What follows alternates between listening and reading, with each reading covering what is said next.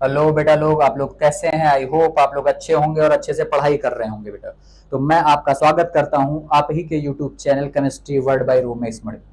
तो बेटा, जैसा लास्ट कॉन्सेप्ट हमारा था इक्विवेलेंट मास और एन फैक्टर बेस, तो ये मेरा आज दूसरा वीडियो है जो आज मैं सिखाने वाला हूं आपको कि किसी भी एसिड का कैसे आप इक्विवेलेंट मास कैलकुलेट करोगे और उस एसिड का एन फैक्टर कैसे कैलकुलेट करोगे। बिना एन फैक्टर जाने हुए आप equivalent mass of N acid नहीं कैलकुलेट कर सकते।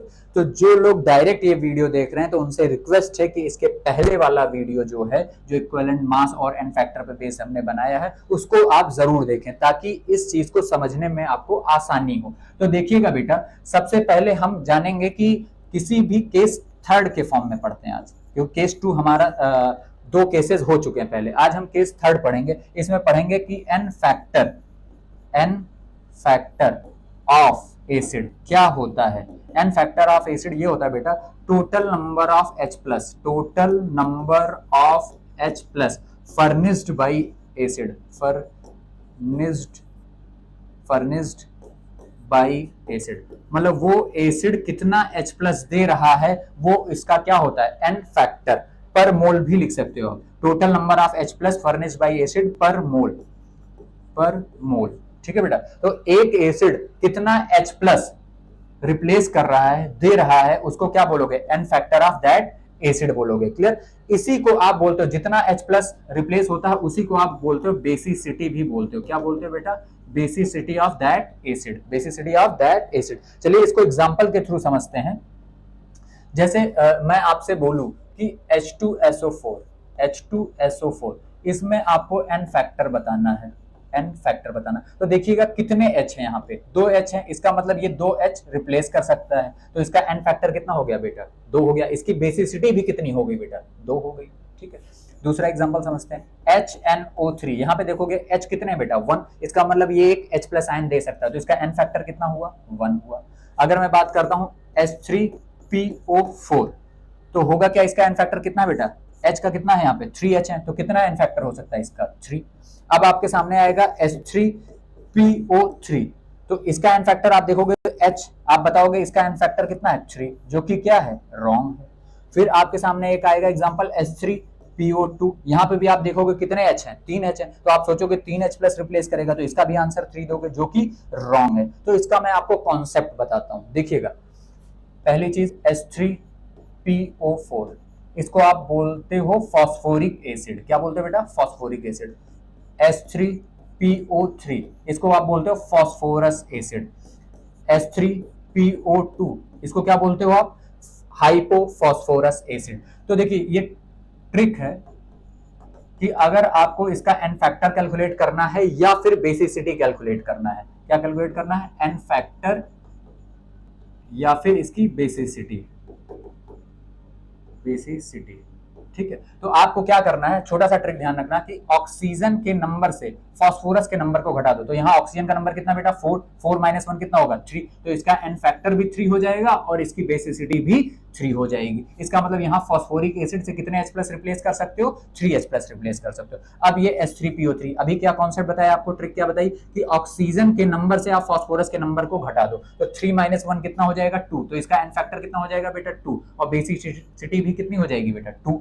अब ये क्या है? Hypophosphorous acid. क्या करोगे? ऑक्सीजन के नंबर से फास्फोरस के नंबर को घटाओगे तो क्या होगा? 2 माइनस 1, तो कितना हो जाएगा? 1। एन फैक्टर कितना हो गया? 1, और बेसिसिटी भी 1 हो गया।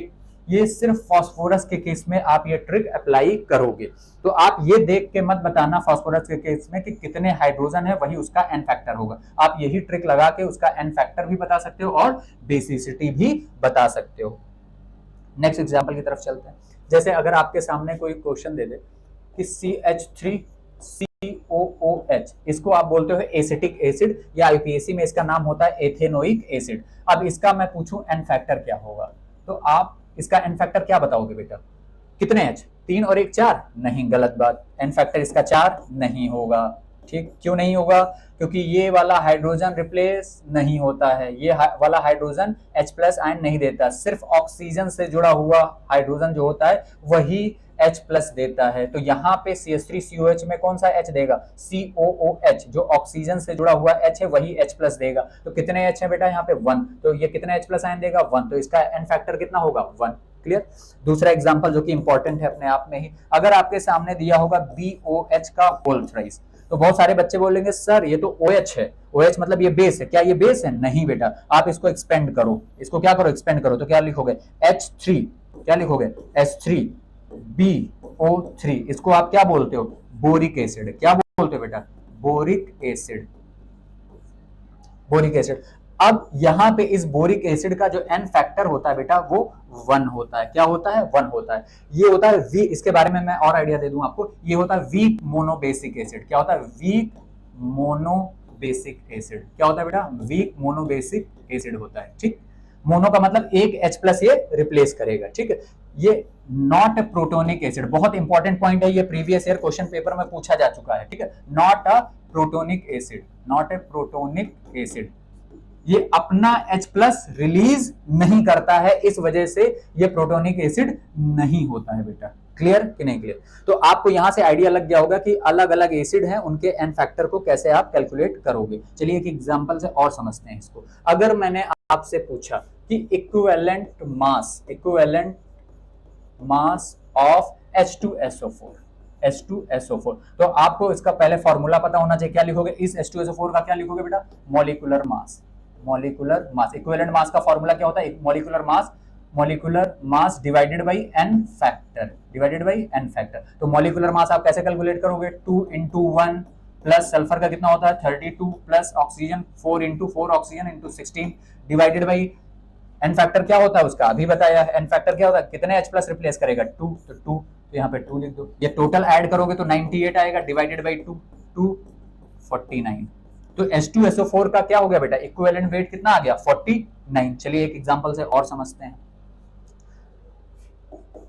अब आपसे कह देगा कि इक्विवेलेंट वेट ऑफ H3PO4, अब आपको इसको कैलकुलेट करना है। तो सबसे पहले फॉर्मूला लिख लेते हैं, molecular mass divided by n factor.